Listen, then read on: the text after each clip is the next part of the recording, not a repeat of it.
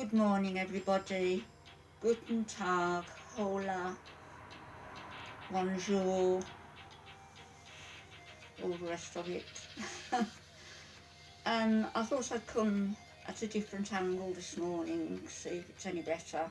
I don't like getting too close to the screen, having my face right in front of you. Maybe this is about the correct distance. I don't know, let me know.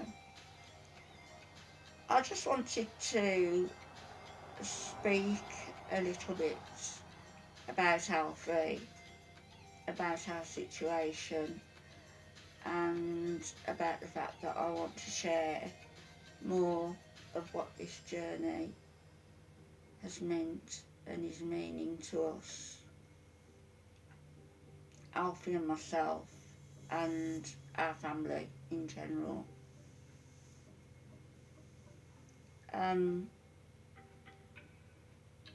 I remember about 10 years ago, longer, ALFIE saying to me, "You won't put me in a home, will you?"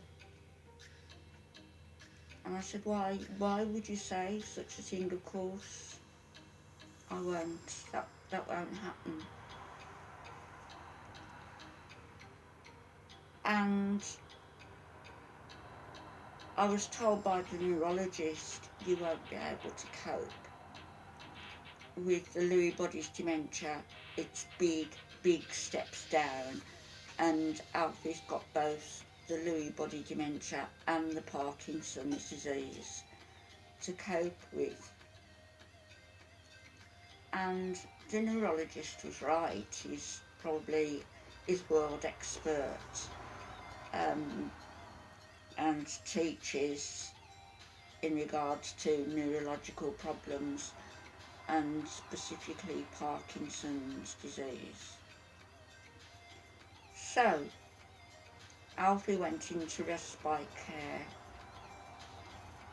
after he had fallen. I'd fallen back and collapsed vertebrae in my back, which meant that I was hospitalised. ALFIE had to go into respite care because I was in hospital. The nursing home he went into was Star and Garter, which is where I wanted him to be, and he was third on the waiting list there, but due to a crooked council he lost his place. That's another story for another day. Everything sort of happened round about the same time, moving to this house to accommodate ALFIE, totally on this floor with a carer and myself, obviously. 2 bathrooms, 2 bedrooms, everything here. And then during the house move, we were waiting for ALFIE to come home, waiting to get the house move over with. During the house move, again,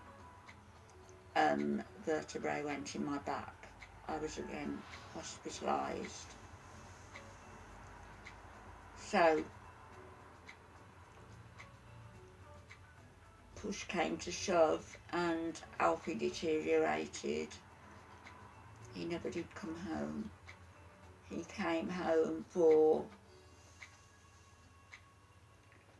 a 3-day trial, and he was up day and night, and of course my sons had to come and bathe ALFIE in the morning, shower him at night, help him during the day with personal care, because I just can't do it. I'm not big enough, hefty enough. It's too much for, you know, an 8-stone woman to cope with. So ALFIE went back to the nursing home. Please don't think that there's a day that goes by where it doesn't cross my mind, is there some way Alfie could be home with me, where he belongs.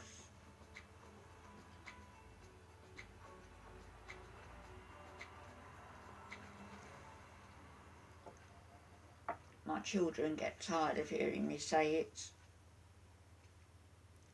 telling me you know full well that that's not a possibility.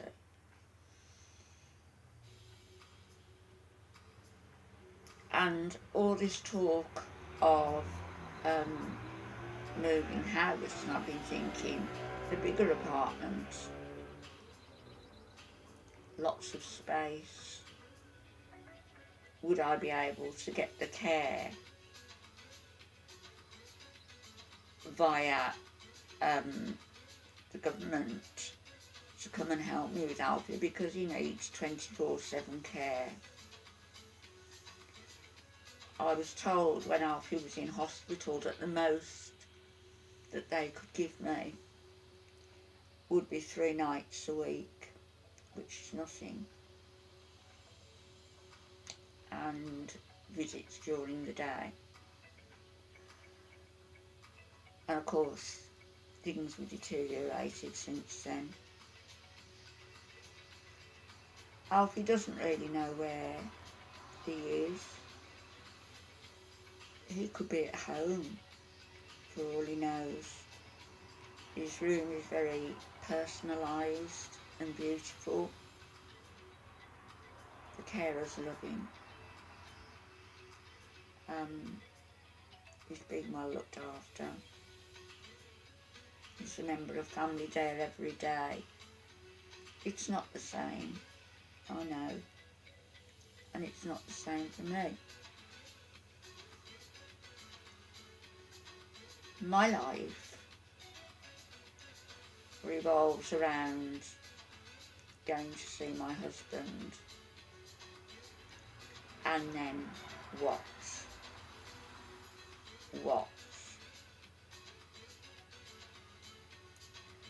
I have the money to go and have a holiday, or have a spa break, or go on a spending spree, or do something.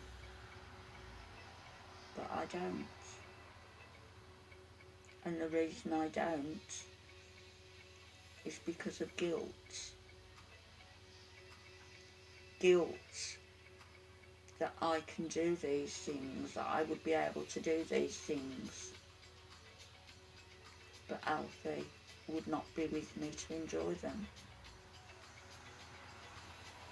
So as much as Alfie is a prisoner because of the disease, even though he's not really aware, I'm a prisoner also of my own mindset.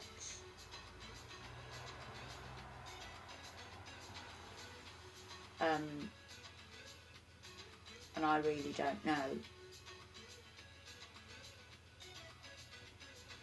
how to handle it.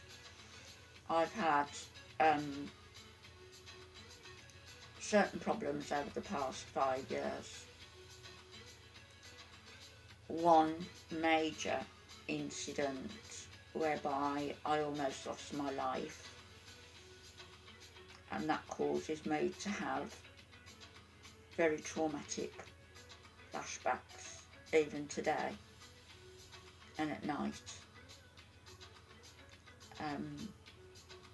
It hasn't been an easy 5 years or so by, anybody's standards.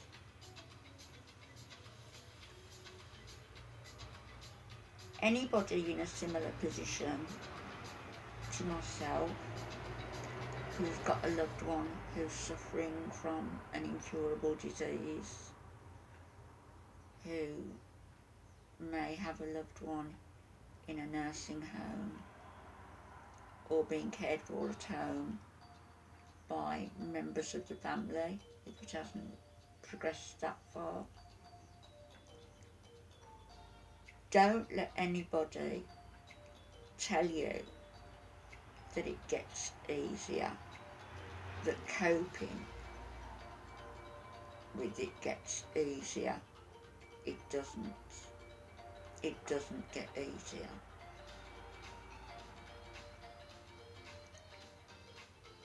There are days I cope better than others, and then there are days when it hits me like a tsunami that my husband is there, I'm here. Where has our life gone?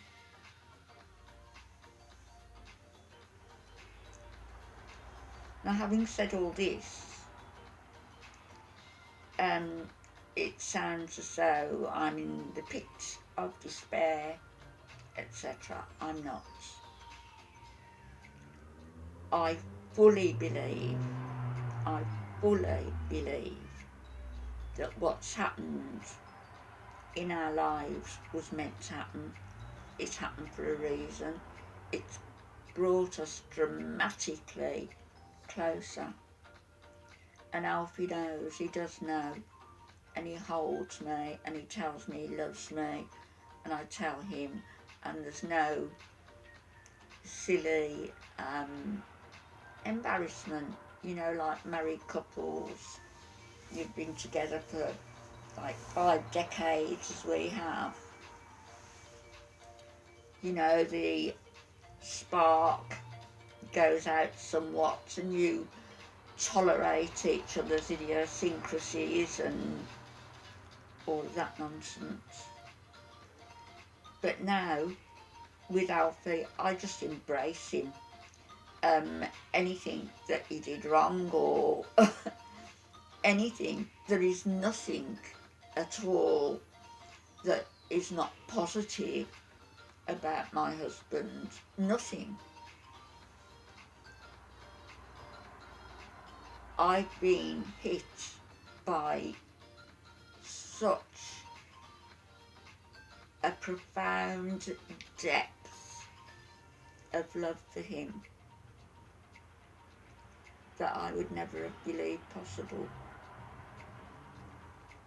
And also for my children. And it goes without saying that you love your family, of course it does. But we take them for granted. I no longer do that. I take nothing for granted. Of course, the cost of loving so deeply means that there's always that fear there that somebody might be ill, something might go wrong. The price you pay for loving so deeply is worry, at times is grief.